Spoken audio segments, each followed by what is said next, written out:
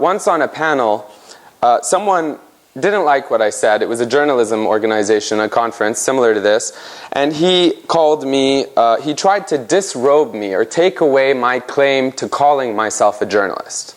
He decided to tell me that I was an activist, not a journalist. And I said to him respectfully, what's the difference? I mean, honestly, what's the difference? Who wants to be a passive journalist? Sounds very bizarre on many levels. This whole notion of objectivity to me in journalism is a facade.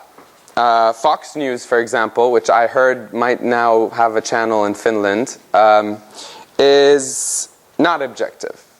CNN is not objective.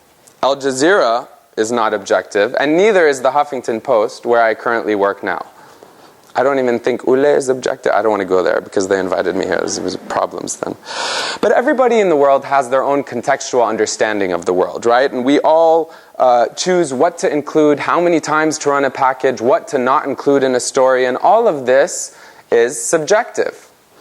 Now, I think instead of objectivity, which is what when I went to Columbia Journalism School, they kept trying to teach me, you have to be objective, you have to show both sides. Well, what if there's 4 sides? Can I show all 4 sides? What if there's 45 sides? How do I show 45 sides? That's going to be really tiring. I'm going to miss my deadline. So this points to the fact that the democratization of the Arab world, and I say this very often, or the potential for democracy, which many people are hoping for. Oh, we need the Arabs to have democracy. Enough with dictatorships. Well, I agree. And I also agree that the democratization of the Arab world is directly related to the democratization of media. No, but CNN in the US in the past year has lost 50% of its viewers. There's a reason. It's boring. You watch it, and I'm not, you know, I loved CNN growing up. Part of the reason I went into journalism was because my dad used to watch CNN, and I was obsessed with the fact that, oh my God, look at what you can watch. But the reason it's boring is it's all talking heads. They're saying the same thing. They're having the same discussions. There's so much more happening in the world. And I know, I'm smart enough to know that when I'm watching this, this is not the news. This isn't what's happening. This is what you want me to think is the news. So what we're doing at the Huffington Post is really trying to not just do journalism, but make it participatory. Bring in guests from anywhere. Have guests. Instead of us booking guests, have guests who send us really interesting tweets or video submissions. Have them be the guest for the show. You know? Average Joe sitting at his home in, I don't know how to pronounce the name of the city I was in yesterday. Jyväskylä. Someone in, is that right? Jyväskylä. But like, have them join our show. You know, maybe they have an opinion over what happened with Breivik and wherever, if we're doing a show about the, you know, terrorism. We confirm sources via a series of methods. We don't just, if someone sends something and we don't know who you are, we're going to corroborate it with what else has been sent. Now, there's ways that activists use, there's things they do when they film a video, for example, they'll speak over the video, narrate, and indicate the time, because often the biggest thing you want to corroborate on video is that it's actually from that day. In Syria, for example, in Bahrain, we have so many videos that come in every day, and there's many people who maybe unintentionally or intentionally will send a video to us thinking that it happened that day, but it actually happened a week ago, which can be extremely misleading, and it's misinformation. So, you know, there's tools and tricks that these activists, along with us, have developed where they speak over it and they say something that happened the day before or that morning of, so that we know that it can't be an old video, because they wouldn't have known that had happened. Sometimes they use newspapers. They'll show a newspaper, and then when they upload the file to YouTube, they put it in the thumbnail to indicate at least the date. But I'll give you another anecdote. You're right that there's many, many times when we are not only fooled, but the entire media is fooled. There's a very famous, I don't know if I have the internet here, do I? There's a very famous case of, called Gay Girl in Damascus. There was a woman, I don't know what I just did, this can't be good. Okay, now it's for, a woman called Gay Girl in Damascus, and she fooled the entire media for months and months and months when she basically told them that basically, she was a young activist who had taken someone's photos from Facebook, a girl in Scotland, and used them pretending to be this girl, and she would blog every day and document how the security forces in Syria came into her home and arrested her father and pretended to arrest her and were threatening her with violence. And she literally blogged systematically every other day. She created a voice for herself. But for months and months and months, the New York Times, CNN, everyone took her blog, put it up, and started, writing around her story and filling in the gaps, us included. And then someone, this guy named Mark Owen Jones on Twitter, was following the story and started asking on Twitter, has anyone ever met her? Ever in life? A friend?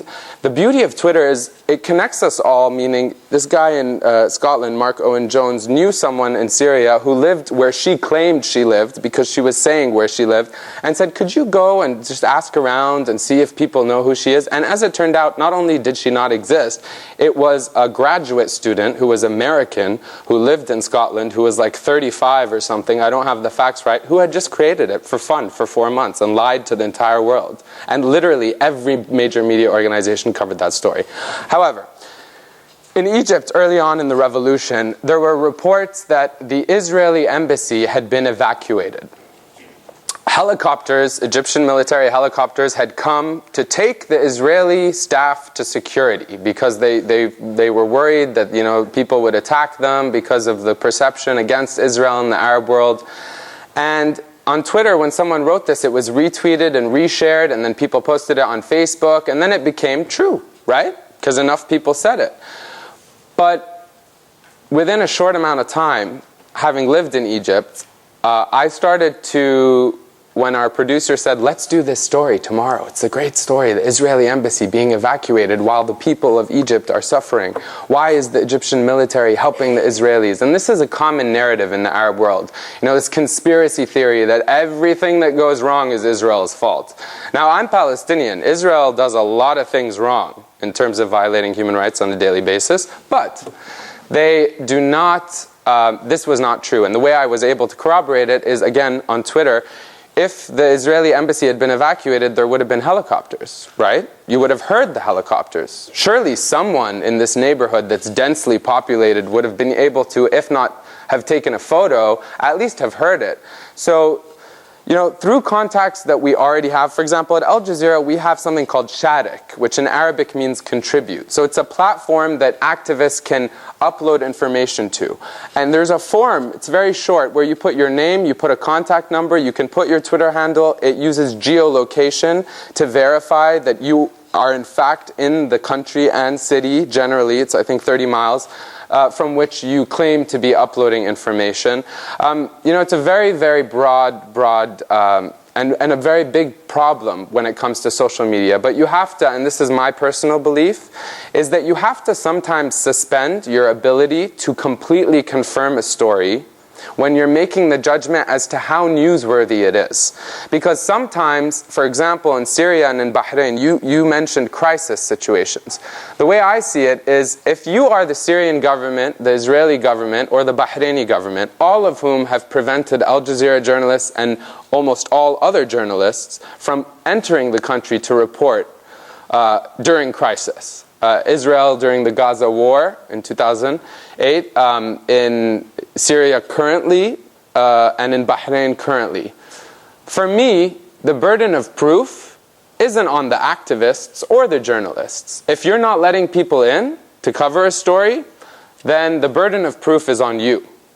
Because you can't question hundreds of videos, you can question one video. But when there's such an overwhelming indication that there is ongoing violence, you have to choose and suspend your ability to completely confirm things. Now, we're very careful when we present things, and I can show you other videos that, we never say this video shows. We'll say this video reportedly shot on this date, was sent to us, and of course we cannot confirm it. However, it shows this, this, and this, and that.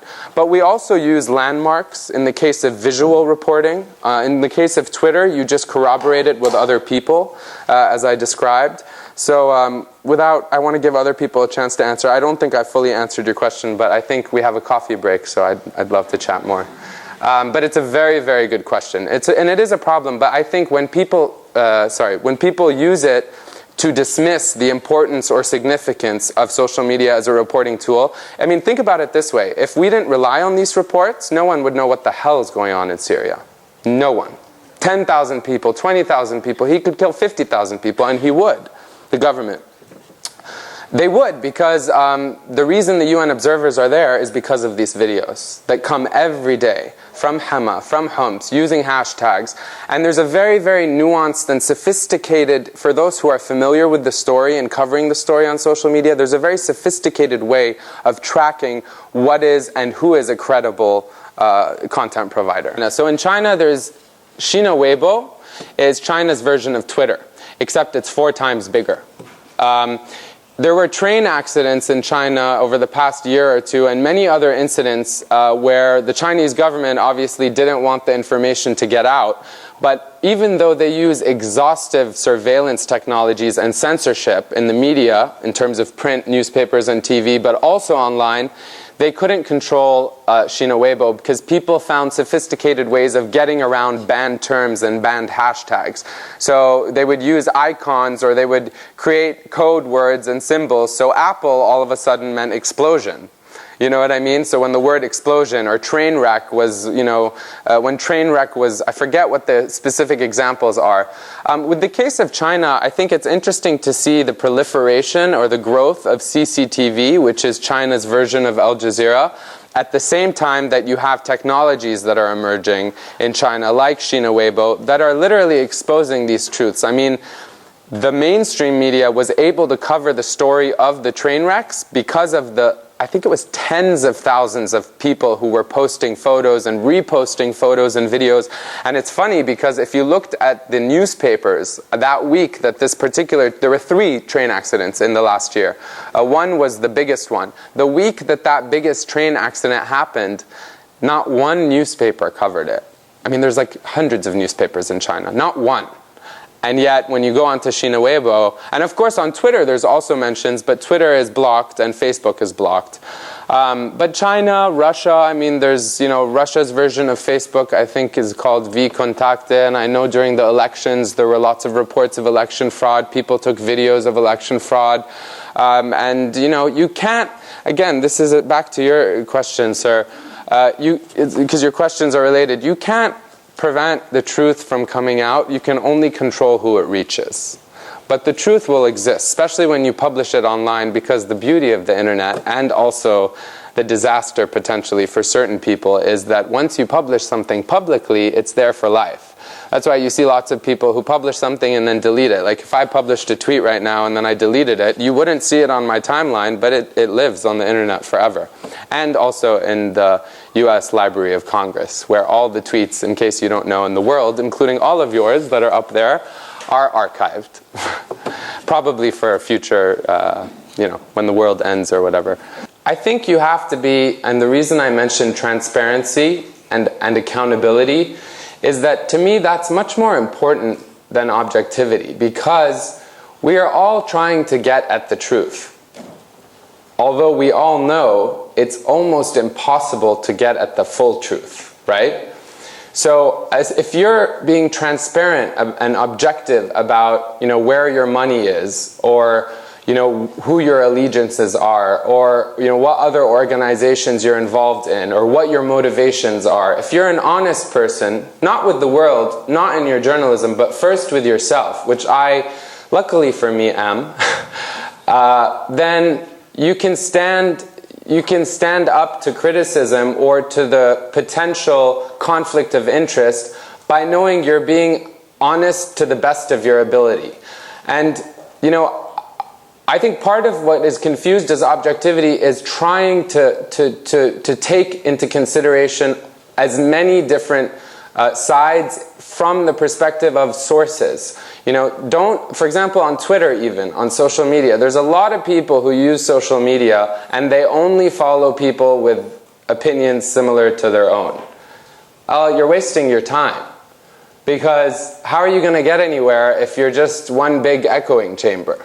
You know, so even though I really am pro-Palestinian, and I don't believe in apartheid, which is what's happening in Israel at the moment, just like it happened in South Africa and elsewhere. I follow so many people who don't believe that what's happening in Israel is apartheid and believe that Israel should remain a Jewish state. And I use that as an example because it's a very controversial issue that has many sides, and journalists have been failing for years at trying to be objective about that story.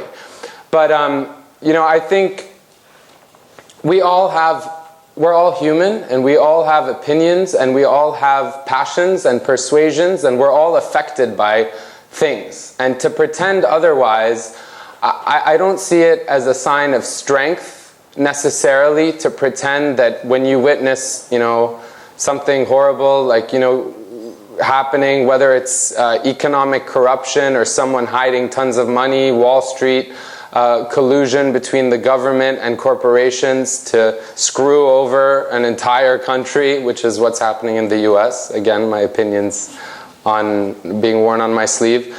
I think you have to just trust that if you're honest with yourself, and that if you're listening to other people who you disagree with and you're open-minded to that you can be a journalist and be an activist. I mean, even voting in America, for example, for many years and still today, many people don't vote. Or when you ask them, journalists, who did you vote for? Oh, I can't say, I can't say. Why can't you say? I'd rather know who you voted for when I read your article. And if I'm reading your article and I can't tell who you're voting for, chances are your article isn't that good. Now, I understand that not everyone needs to be an opinionist or a columnist, but this whole notion that you can separate yourself from emotion or separate yourself from what you choose to see as the truth, I think it's futile. Because I'm more of a humanist, and I'm not saying what I say is right. I'm just saying this is how I pursue journalism. If you come to me and I'm reporting on any story and I gather my sources and I present my facts and I say what I think, and you point something to me that's obviously challenging what I said or questioning some of my sources, I should have the intelligence and the open-mindedness, and I believe I do, I hope, to take it into account and alter my story. There's also this perception in journalism that once you've published something, I have to be right. No, correct yourself. And that's the beauty of the internet. The beauty of the internet is that everything is fleeting and everything is temporary. For a while in print, it's like once it went to press, that's what we're saying. Well, what if it goes to press and it turns out that the gay girl in Damascus is a guy in Scotland? You print a correction. But on the internet, that happens with such speed, and that was the case of Egypt, again, where, people lie or people put out propaganda or misinformation. So, in short, I think being an activist and being a journalist, to me, both are born out of being engaged and passionate about the human condition. And I think that to try and separate them, to me personally, comes across as inauthentic. I'm not a machine. Machines don't rule the world yet. And until they do, I'm gonna continue being human. I don't want to leave you with the impression that, it's true. I think objectivity is very much an illusion.